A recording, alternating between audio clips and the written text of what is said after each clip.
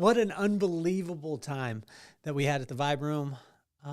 This was last Saturday night, November 9th.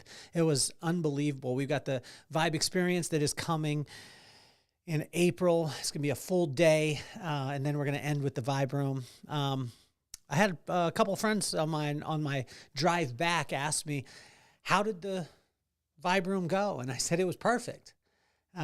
It's my answer a lot of times when people ask me how something goes, whether it be a keynote that I do or a talk that I do, whatever it is. My answer is always, it was perfect. And this confused a guy when I came off stage at NiftyCon, which is the #1 digital marketing conference for attorneys. I got a chance to do the keynote there. And I walk off stage and the guy's like, how'd you feel it went? And I said, I think it was perfect. And he looked at me kind of strange and almost like, are you that pompous? And I said, for me, every single thing is perfect in the moment. And this is something that my mom and my pops taught me where, it was, if a moment happened, there's nothing that you can do about it. So it was perfect in that moment. Let that past go. You can look towards the future and say how you want to make it better, but stay present right here, right now, in this moment, and enjoy what happened. And that makes everything perfect. And it takes a lot of pressure off you when you do an event, when you do a certain task. Every single thing at that moment is perfect. It's perfect based off of the preparation that you either had or that you didn't have. If I didn't prepare in a situation, you know what? It turned out perfectly based off of the non-preparation that I had. If I prepared and it turned out perfectly. But what it did is my parents kind of freed me up a little bit. Now, not to say that I practice it all the time, because there's times where I think like, oh my gosh, what could I have done? What should I have done? All these things. And my pop said there's just 3 words that you take out of your language and make your life a lot easier. Shoulda, coulda, and woulda, right? Because what you did is what you did, and it was perfect in that moment. And in Proverbs 11, it invites us to accept the things that are, learn from them, and just keep it moving. And imagine if we could just keep it moving and not dwell on what we should have done, not dwell on where we're going, but just sit here right in the moment and say, like, you know what? I learned a lesson. Let's keep it moving. So I'm excited to bring Proverbs 11 to you today. So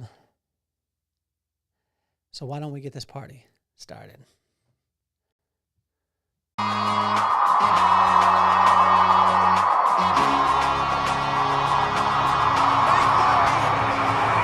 Nothing more on my mind. I got 2 shines, so every day I grind. Work in the morning, work in the evening. We's achieving, cause we believing. It's for certain, we put the work in. We ain't stopped just because it's hurting. Right before your eyes, so it's coming to no surprise. The takeover is televised. Over and over and over again. Make no mistake, we continue to win. Defeat never known, cause I will not lose. They wanna mimic my moves, but can't walk in my shoes.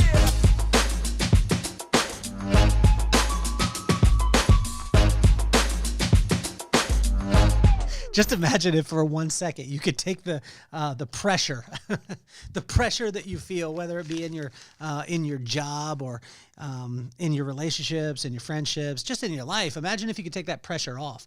Well, when we adopt this thought process, right, of that everything is perfect. Everything's perfect in that moment. How was your day? It was perfect.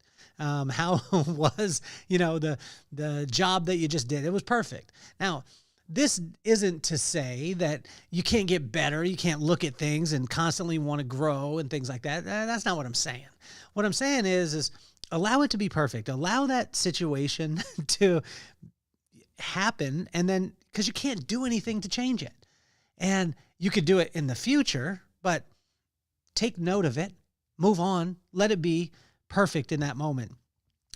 Welcome to another episode of Inchstones, where we take just little small bits of improvement, series of small improvements, or never walking past poor quality, as my buddy Roy Tuscany says, Kaizen, which is the Japanese word for a series of small improvements. My buddy Patrick Hummel uses that word a lot too, and he uses it in his life. And imagine this, Inchstone is just that Kaizen, little tiny things that we do put in place in our life, and then we celebrate them. Make sure you celebrate them. And then they turn into the milestones. A bunch of Inchstones piled up becomes a milestone.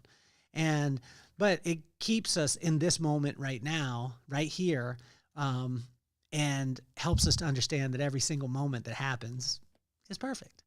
Now, people are going to argue with me on this one and say that my circumstances aren't perfect. Well, they are if you let them be, right? If you allow it to be. Now, I'm not saying that the circumstance in your life, as far as like, that everything is happening and it's exactly what you want, but it's perfect for that moment, and allow it to be that way. And when that happens, you free yourself in a lot of ways. The pressure comes off us, which is great. So we're going through Proverbs 11. That's the corresponding proverb, corresponding day. And, I was saying earlier that, Proverbs 11 invites us to accept things that are, as they are, learn from them, and then just keep it moving. And imagine if we could just keep it moving. My wife is the best at this. She just seriously sheds things very, very quickly. She constantly wants to get better, and she does, but she doesn't dwell on it. She doesn't focus on it and think of all the things that she should have, could have, or would have done. And so in verse 1, 9, 18, and 20, it just said, it talked about this: seek, listen to it, apply it, and then rinse and repeat. So ask yourself, what are you seeking? If you ask yourself that, then you'll realize what you're listening to, because whatever you seek out, you'll listen to. And then when you listen to that, then you apply it, and rinse and repeat, but seek wisdom. So when you seek wisdom, which is the right use of knowledge, then you'll listen to it, then you'll apply it. And I guarantee you some results will be kind of cool, but they won't be exactly the way that you plan them to be. And that's probably the hardest thing for me as I work through this process. In verse 2 and 5 and 6 and 14, it was just a parallel. Like, it wasn't a parallel, but it was just like, this begets this. So 2 plus 2 equals 4, right? So 2 plus 5, or 2 plus 3 equals 5. 2 plus 5 equals 7. Like, it's just like you take this and you get this, right? And when I looked at it in these 4 verses, it said pride equals disgrace. At some point, right? When we become prideful, doesn't mean that pride is all the way bad, but when it's used in the wrong way, pride equals disgrace. And then it just said humility equals wisdom. Sit in that. So you get to choose pride, disgrace, humility, wisdom. It's our choice. And maybe we should choose kind of wisely in this. But the more and more that we choose wisdom, the more and more that we could just be in the situation and in our mind that this time is perfect because I chose wisdom. It's not my purpose. It's not my plan. It's not my timing. It's his. And if that's the case, then every moment is perfect because he's working all things for the good of those who love him and who are called according to his purpose, right? And so in verse, this one is pretty strong because it's in verse 3, 8, 10, 11, 16, 17, 21, 22, 23, 29, and 30. Watch this. He knows, like, there's no way to, and sometimes in my prayers, I was walking with a guy named Kip today, and my buddy, and we were talking, and I said, we can't trick God, although a lot of times I try with my prayers. And he's like, he just kind of laughed, and I laughed, and, there's things that sometimes I'll sidestep God and not ask for or ask him to do in my life because maybe I don't want to go through that pain. I don't want to go through that process, but God knows. So think of this. He knows, you know, and they will find out. And so just to be able to keep it honest, keep integrity, same in the dark as you are in the light, right? To be able to have integrity, to be able to do the right thing. How do you know what is right? You stay in communication with God, and he'll let you know exactly what you need to do at that particular time, right? That's because when we fear him or respect him, then he'll give us wisdom. And that wisdom is the right use of knowledge. So he'll help us to be able to take all this knowledge that we get from everywhere, especially today, and then turn it into something that will give us insight. And that insight will produce discretion. Discretion will produce strength, and strength will lead us right back to fearing him, right? And so he knows, you know, and they will find out at some point. It always will. Like, there's never going to be a time where you're like, you know what, I'm going to get over on this situation, and then I'm not going to get caught. It always does. Watch the movies. I watched movies growing up. I always knew the exact same story. The guy did the thing, and he did it, and no one knew about it. And then finally, at the end, he had to pay the piper. That's generally how these things work out, right? And so make sure you do the right thing. in verse 4, 7, 19, 27, and 28 is what do you value? If you ask yourself, what do I value?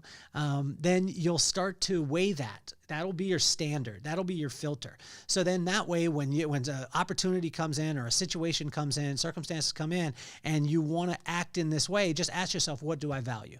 Well, if I value integrity and if I value love and graciousness and humility, then making this decision maybe isn't in line with those things. But if I choose something that's in line with them, then with what I value, then things are going to work out better. It's such a simple process, although it's not easy. In verse 12 and 13, speaking life is an indicator of wisdom.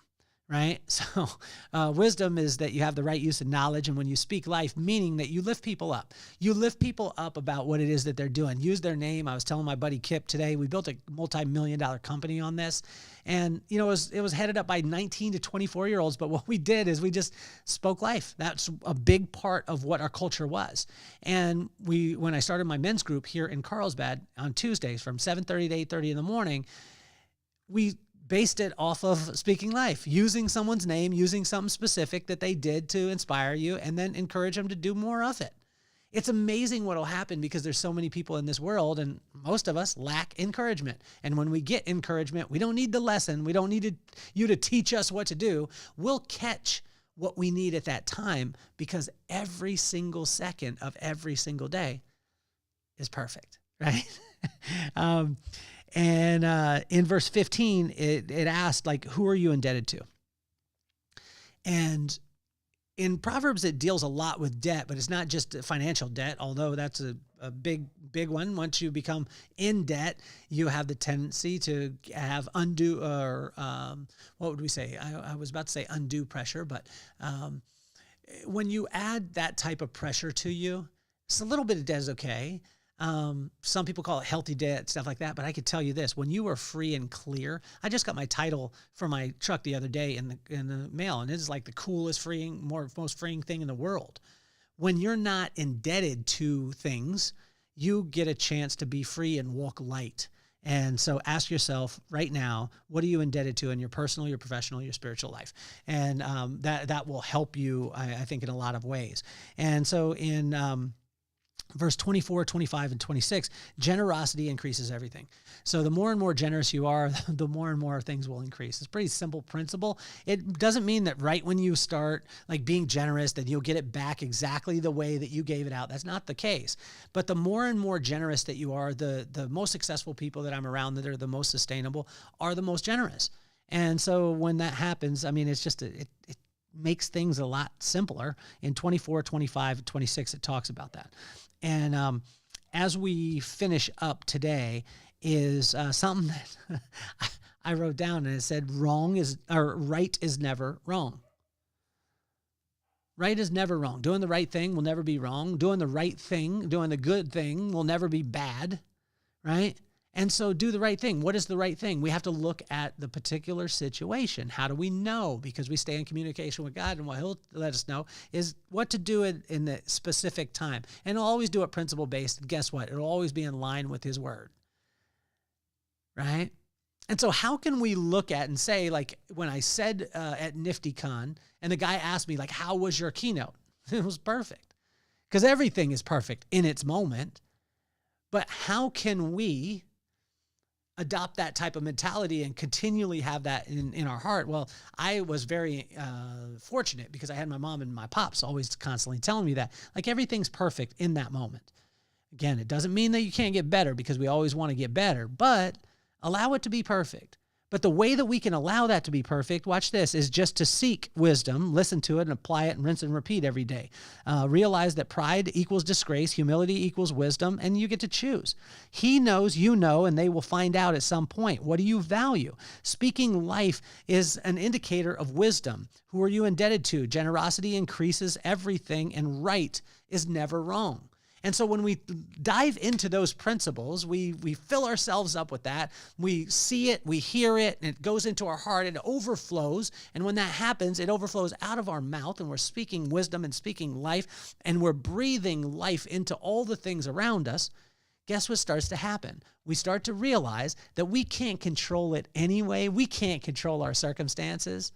We can control the way that in which we see them. And so as we finish, like I said, is wisdom makes every moment perfect. And if you seek wisdom, you'll find that. Not through the circumstance, but through the perspective. Wisdom is the obvious choice.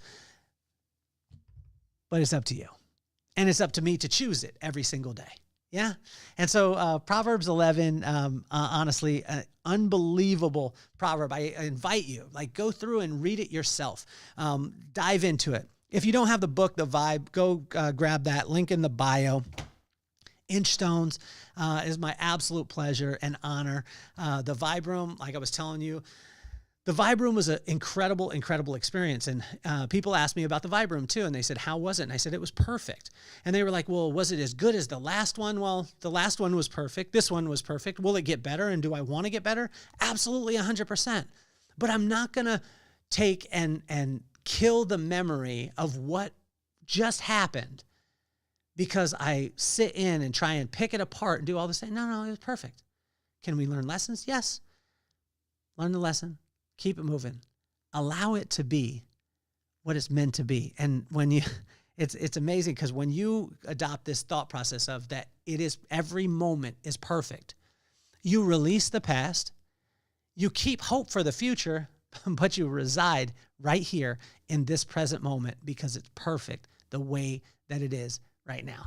So thank you so much for tuning into another episode of Inchstones, of Inchstones. My name is Kelly Cardenas. Make sure you subscribe, comment, and all those things, and share it with a friend. But I'm officially off the hot seat. Peace, love, and soul.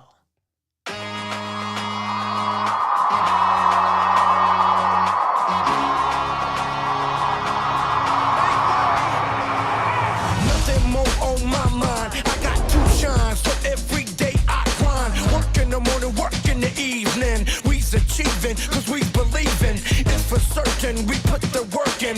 We ain't stopped just because it's hurting. Right before your eyes, so it's coming to no surprise. The takeover is televised. Over and over and over again. Make no mistake, we continue to win. Defeat never know, cause I will not lose. They wanna mimic my moves, but can't walk